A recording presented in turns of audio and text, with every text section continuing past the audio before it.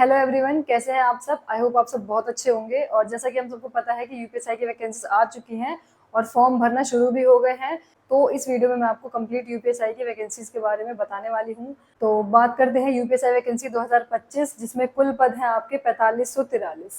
और आपकी जो फॉर्म भरने की डेट है, जो कि मैं पहले ही आपको बता चुकी हूँ, वो है 12 अगस्त 2025 से लेकर 11 सितंबर 2025 तक। और फीस भरने की जो आपकी डेट है वो भी सेम यही है, 12 अगस्त से लेकर 11 सितंबर 2025 तक।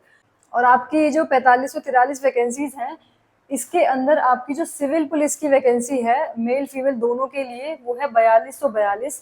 इसके अंदर आपकी जो जनरल की वैकेंसी है वो है 1705, ईडब्ल्यूएस की है 422, ओबीसी की है 1143, एससी की है 890 और एसटी की है 82। दूसरा है आपका प्लेटून कमांडर वुमेन्स बटालियन, ये वैकेंसी पहली बार आई है और ये है आपकी 106। और तीसरा है आपका प्लेटून कमांडर आर्म पुलिस, ये आपकी पीएससी वाली वैकेंसी है। ये सिर्फ और सिर्फ मेल अप्लाई कर सकते हैं। 135 वैकेंसी है ये टोटल। और इसके अंदर जो जनरल की है वो है 56, ईडब्ल्यूएस की है 13, ओबीसी की है 36, एससी की है 28, एसटी की है 2 वैकेंसी।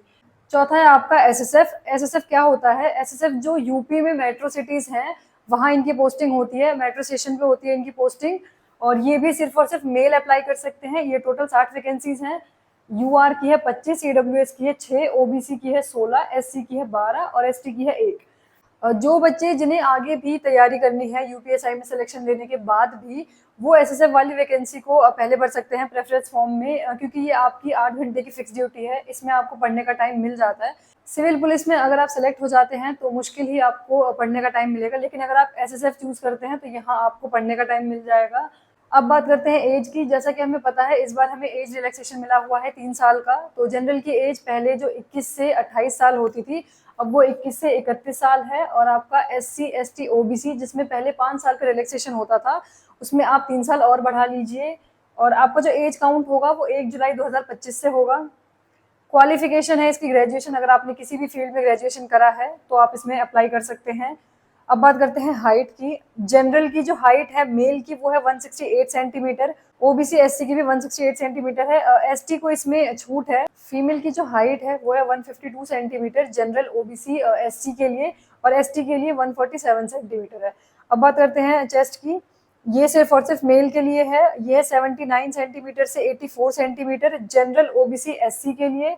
एसटी के लिए आपका ये है 77 सेंटीमीटर से 82 सेंटीमीटर, और मिनिमम 5 सेंटीमीटर का एक्सपेंशन होना चाहिए इसमें आपका।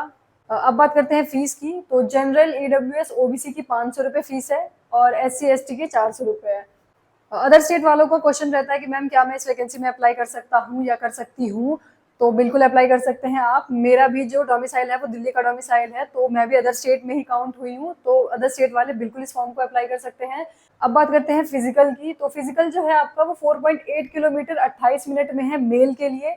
फीमेल के लिए जो है वो है 2.4 किलोमीटर 16 मिनट में। तो इसका जो फिजिकल है वो कोई बहुत ज़्यादा मुश्किल नहीं होता है। अगर आप रिटर्न क्लियर होने के बाद भी इसकी तैयारी शुरू करेंगे तो भी बहुत आराम से कर लेंगे आप। फिजिकल का जो रिजल्ट रहता है वो आपको वो 95% प्लस ही रहता है, कि अगर 100 बच्चे दौड़ रहे हैं एक बैच में तो 90 प्लस बच्चे ऐसे हैं जो फिजिकल क्लियर कर लेते हैं। तो फिजिकल जो है इसका वो बहुत ज़्यादा मुश्किल नहीं रहता, बहुत आराम से कर लेंगे आप। तो अभी आप लोग अपना पूरा फोकस अपने रिटर्न एग्जाम पे दीजिए, क्योंकि अभी आप लोगों के पास ज़्यादा टाइम नहीं है। नोटिफिकेशन आ गया है और एग्जाम की भी डेट आपकी 3-4 महीने के अंदर आ जाएगी।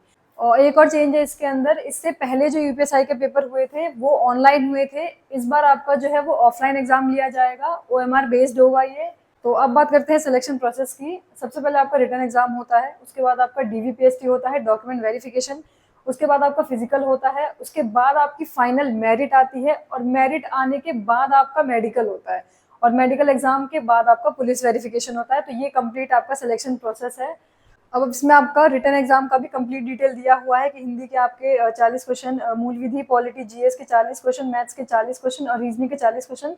वैसे तो आपका इसमें मैथ्स के 40 क्वेश्चन मेंशन है, लेकिन मैथ्स वाले सेक्शन में मैंने पहले भी आपको बहुत बार वीडियोस में बताया हुआ है कि इसमें रीजनिंग के भी कुछ क्वेश्चंस आ जाते हैं। एक और क्वेश्चन रहता है आप लोगों का कि जो अभी ग्रेजुएशन के लास्ट ईयर में है तो क्या वो फॉर्म अप्लाई कर सकते हैं?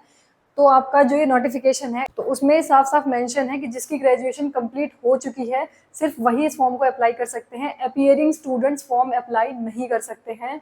एक और चीज़ इसमें बताई हुई है कि बहुत सारे बच्चों का डाउट था मैम आईपीसी पढ़नी है, सीआरपीसी पढ़नी है या फिर बीएनएस और बीएनएसएस पढ़ना है। तो आपके नोटिफिकेशन में साफ साफ मेंशन है कि आपको बीएनएस और बीएनएसएस पढ़ना है, ना कि आईपीसी और सीआरपीसी, और ये मैंने आपको पहले भी बताया हुआ है।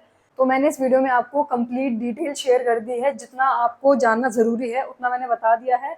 बाकी अगर आपको कोई और डाउट है किसी भी चीज़ से रिलेटेड, आप कमेंट कर सकते हैं, आप मुझे मेल कर सकते हैं।